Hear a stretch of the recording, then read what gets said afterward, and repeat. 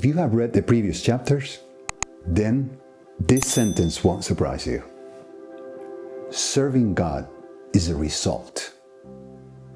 It is a result of enjoying God's love for us.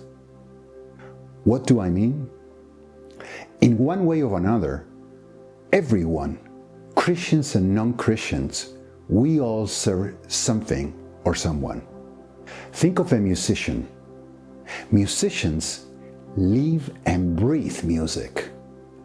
All musicians, even the most talented ones, devote hours and hours of their time to practice. Day after day, week after week, they tirelessly exercise and make incredible efforts in the service of music.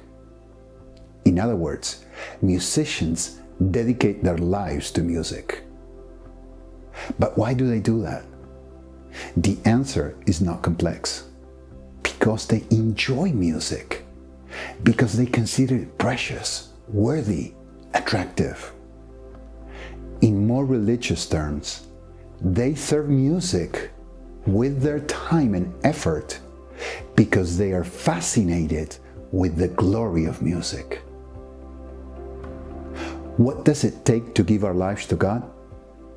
What has to happen for me to dedicate my time and effort to His service?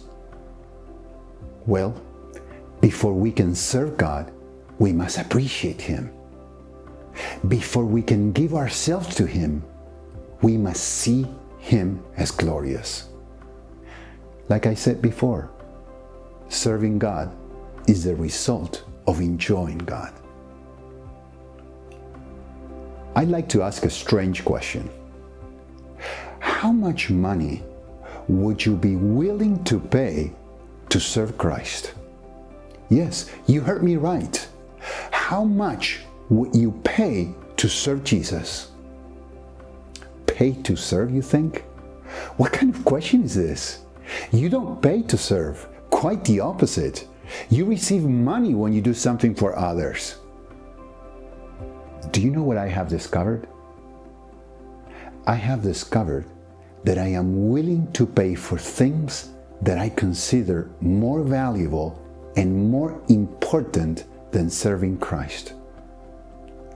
For example, every month I am willing to pay for the mortgage on my house or the monthly payment on my car.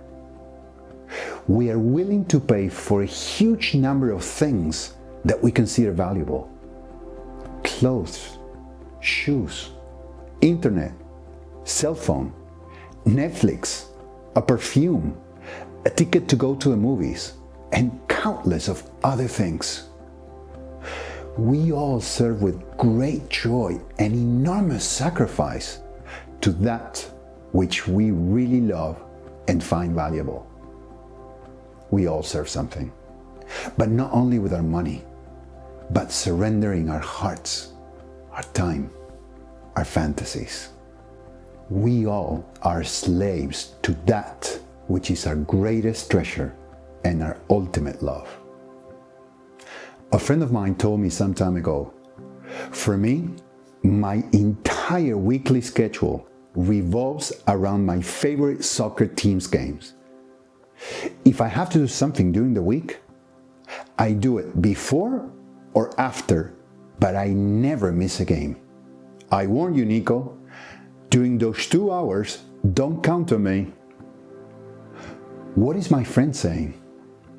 He's saying that his whole life is in service to his soccer team. His decisions, his schedule, and his availability are subordinate to nothing getting in the way of what my friend considers his greatest treasure.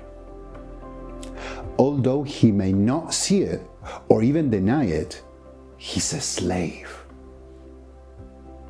Before condemning my friend, perhaps it's worth asking yourself, what does my weekly schedule revolve around? Can you see it? Serving God or soccer is a result.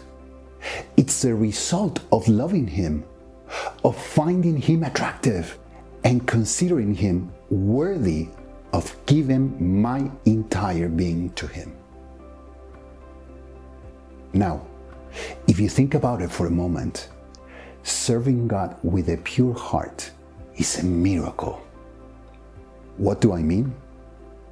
Imagine you have a pear tree. Let's say that you don't like pears and you want that tree to start producing apples. What should you do to achieve your goal? Water the tree? Fertilize it? Prune its damaged branches? Of course not.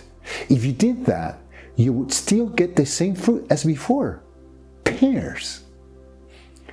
If you want that same tree to start producing a different kind of fruit, something supernatural has to happen inside it. What is needed is a miracle. Similarly, unless we experience a supernatural change within us, you and I will produce fruit according to our own nature. What is our own nature? In a sentence, our tendency is to use service as a means to love ourselves. Consequently, our selfish heart will produce selfish fruit or service. Our proud heart will produce proud fruit or service.